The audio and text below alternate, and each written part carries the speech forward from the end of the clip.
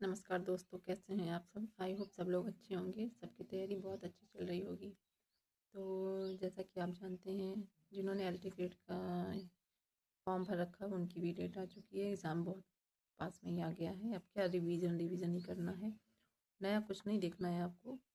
और बस जो भी आपने लर्न कर रखा हुआ है बस प्रैक्टिस करिए और रिवीजन करिए। नया देखने से कोई फ़ायदा नहीं है। आप जो लर्न होगा, क्योंकि अब लास्ट टाइम है तो घबराहट तो सबको होती है, जाहिर सी बात है। तो जो याद रहता है वो भी बस यही लगता है कि कुछ नहीं याद है, लेकिन ऐसा नहीं है।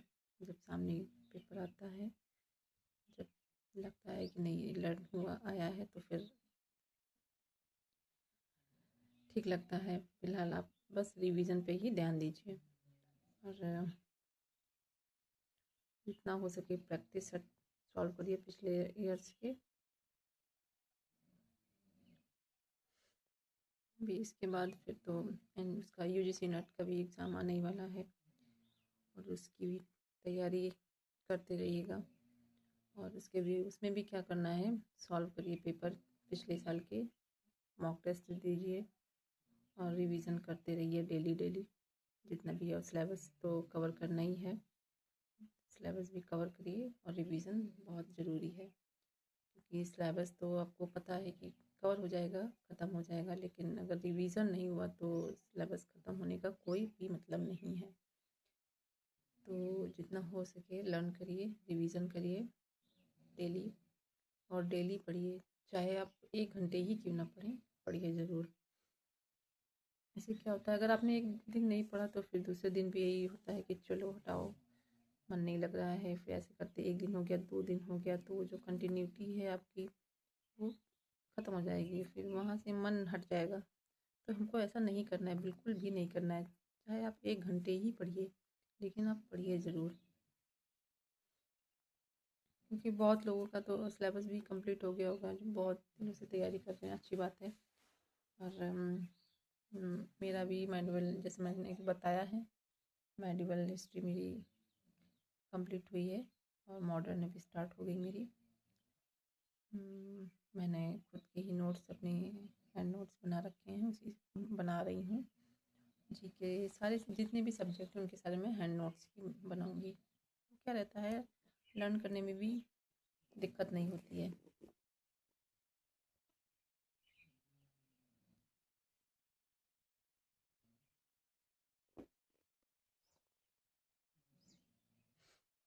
जैसे कि आप सब जानते हैं, ठंड भी बहुत होने लगी है।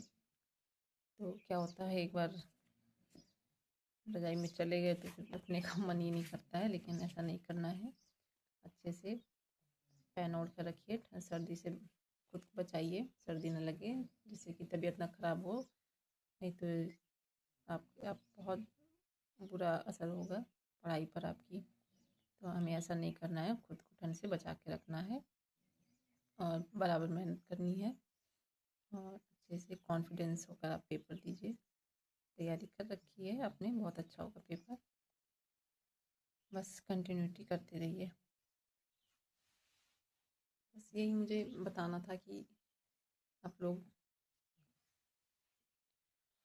और जो भी तैयारी कर रहे हैं, जिनका भी पेपर नहीं है, क्या करना है हम, जैसे मैथ के क्वेश्चन हो गए हैं जिनको, तो कई सारे प्लेटफॉर्म उसमें यूट्यूब पर हैं, तो आप उनसे देखिए, जो आपको ठीक लगे आप उनसे पढ़िए, प्रैक्टिस करते रहिए।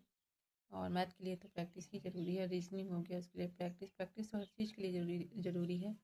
जैसा कि हम थे, रिवीजन बहुत ज़रूरी है, तो आप प्रैक्टिस करते रहिए। और मैथ में जो फार्मूले हैं उनको लर्न करिए, एक जगह उनको नोट्स बना के रखिए, शॉर्ट नोट्स।